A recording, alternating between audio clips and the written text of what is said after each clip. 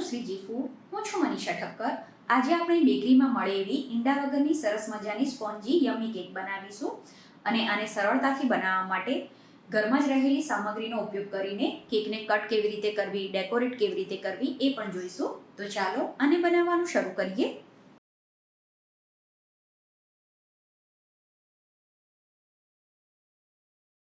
Cake બનાવવા માટે અહીંયા વનીલા કેક સ્પંજ લીધો છે.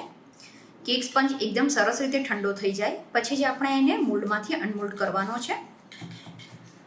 અને આ બેઝ કેવી રીતે બનાવ્યો છે એની લિંક મેં ડિસ્ક્રિપ્શન બોક્સમાં આપી છે. કિનારીથી કેકને અલગ કરી દઈએ, પછી એને ટીનમાંથી બહાર કાઢી લઈશું. હવે જે બટર પેપર ઉપયોગમાં લીધું હોય એને હટાવી દેવાનું છે. બટર પેપર ઉપયોગમાં લેવાથી કેક મોલ્ડમાંથી સરળતાથી અનમોલ્ડ થઈ જશે. હવે જે કેકનો ઉપરનો ભાગ હોય એ જો તમારાથી કડક થઈ ગયો હોય તો એને તમારે ચપ્પાની મદદથી હટાવી દેવાનો છે. અત્યારે જે આ કેકનો સ્પંજ છે એ એકદમ સરસ સોફ્ટ છે એટલે એનો ઉપરનો ભાગ પણ હટાવવાની જરૂર નથી. હવે અત્યારે આપણે દોરાની મદદથી કેકને 3 ભાગમાં કટ કરીશું. તો એના માટે સૌથી પહેલાં આપણે જે પણ થિકનેસના કેકના લેયર બનાવવાના હોય એ પ્રમાણે ફક્ત ચપ્પાની મદદથી નિશાન કરી દેવાના છે. આપણે એને પૂરેપૂરું કટ નથી કરવાનું, ફક્ત નિશાન જ લગાવવાના છે. આ રીતે આપણે નિશાન લગાવી દઈએ. એ પછી જે દોરો આપણે લીધો છે એને જે આપણે નિશાન લગાવ્યું હોય ત્યાં લગાવવાનો છે. આખા દોરાને આ રીતે કવર કરી દેવાનું અને પછી જે એનો છેડાનો ભાગ છે ત્યાં આ રીતે એને ક્રોસ કરી દેવાનો છે. હવે આ દોરાને આપણે ખેંચતા જવાનું છે.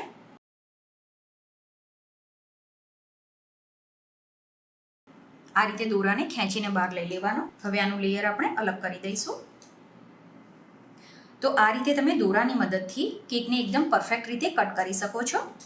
આ જ રીતે ફરીથી બીજા ભાગ માટે પણ આપણે નિશાન લગાવી દેવાનું. તમે જો કેક બનાવતા શીખો છો તો આ દોરાવાળી મેથડ તમારા માટે ખૂબ જ ઉપયોગી રહેશે. આપણે દોરાને જ્યાં નિશાન લગાવ્યું હોય ત્યાં આ રીતે લગાવી દેવાનું અને પછી આખી કેકની ફરતે એને કવર કરી દેવાનો છે. પછી અહીંયા આ રીતે દોરાને ક્રોસ કરવાનો અને પછી એને ખેંચતા જવાનું છે. દોરાની આપણે ગાંઠ નથી મારી, ફક્ત એને ક્રોસ કરીને ખેંચવાનો છે.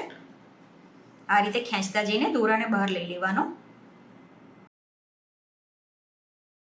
તો આ રીતે એકદમ પરફેક્ટ રીતે 3 ભાગમાં આપણે કેકને કટ કરી લીધી છે. હવે અહીંયા આ રીતે એક્રેલિકની પ્લેટ લીધી છે. તમારે ડાયરેક્ટ ટર્ન ટેબલની ઉપર કેક બનાવવી હોય તો પણ બનાવી શકાય. કેકના આઈસિંગ માટે ક્રીમને પહેલાંથી વ્હીપ કરીને રાખેલું છે. હવે આના ઉપર થોડું ક્રીમ લગાવી દઈએ. પછી જે કેકનો વચ્ચેવાળો ભાગ હોય એ ઉપયોગમાં લેવાનો. કેકને સુગર સિરપથી સરસ રીતે સોક કરી લઈશું.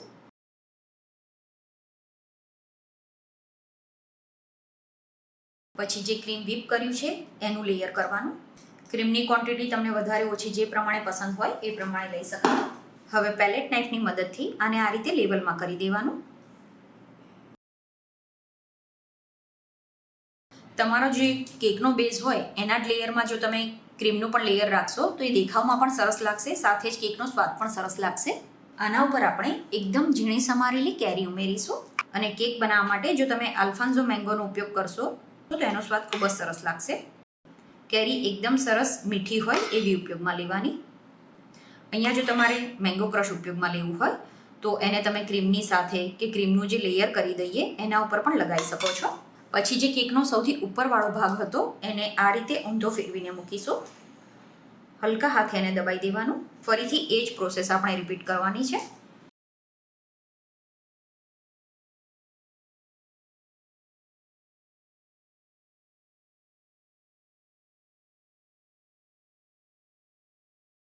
હવે જે કેક બેઝમાં સૌથી નીચેનો ભાગ હતો એને અહીંયા મૂકવાનો છે.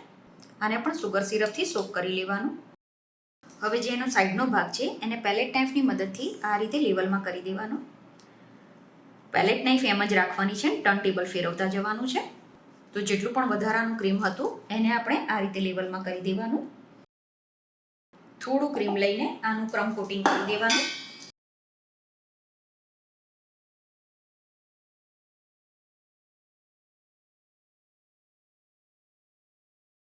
પેલેટ નાઇફમાં આ રીતે થોડું ક્રીમ લેવાનું અને કેકને સરસ રીતે કવર કરી દેવાની. અત્યારે આપણે ક્રમ કોટિંગ કરીએ છીએ એટલે વધારે ક્રીમ લેવાની જરૂર નથી. તો આ રીતે ક્રીમથી પહેલાં કેકનું કોટિંગ કરી દેવાનું છે. અત્યારે એનું ફિનિશિંગ નથી કર્યું, ફક્ત એના ઉપર ક્રીમ લગાવી દીધું છે. હવે પેલેટ નાઇફને આપણે આ રીતે સીધી રાખવાની છે અને ટર્ન ટેબલને ફેરવતા જવાનું. જે પણ વધારાનું ક્રીમ છે એ પાછું આપણે બાઉલમાં કે તપેલીમાં લગાવી દેવાનું. એક પ્લાસ્ટિક લઈને અને થોડું લેવલમાં કરી દેવાનું છે. અત્યારે ફાઇનલ ફિનિશિંગ નથી કરવાનું, ફક્ત આને થોડું લેવલમાં કરી દેવાનું.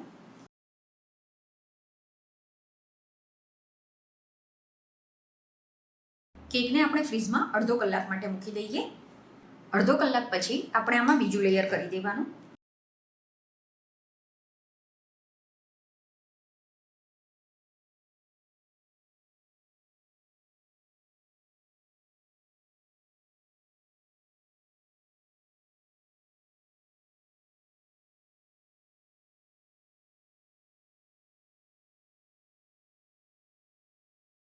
તો હવે કેકનું ફાઇનલ ફિનિશિંગ થઈ ગયું છે. હવે આના ઉપર તમારું મનપસંદ તમે કોઈ પણ ડેકોરેશન કરી શકો છો.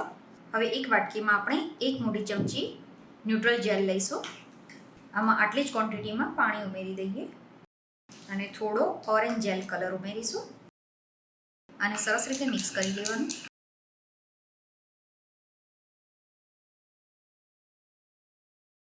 આપણે જે કેક તૈયાર કરી છે એના ઉપર આને સ્પ્રેડ કરવાનું છે.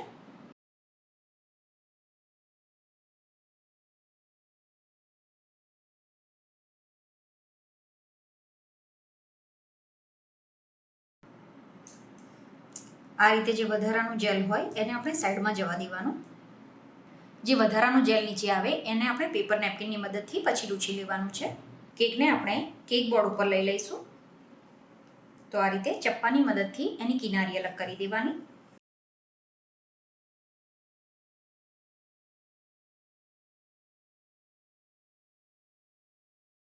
પછી 2 તવીથા કે પેલેટ નાઇફની મદદથી આ રીતે એને ઉચકી લેવાની છે અને એને કેક બોર્ડ ઉપર મૂકી દઈશું અને સાચવીને તવીથો કે પેલેટ નાઇફ જે પણ લીધું હોય એ હટાવી દેવાનું છે. અહીંયા આપણે સિમ્પલ આ રીતે ડોટ બનાવતા જઈશું.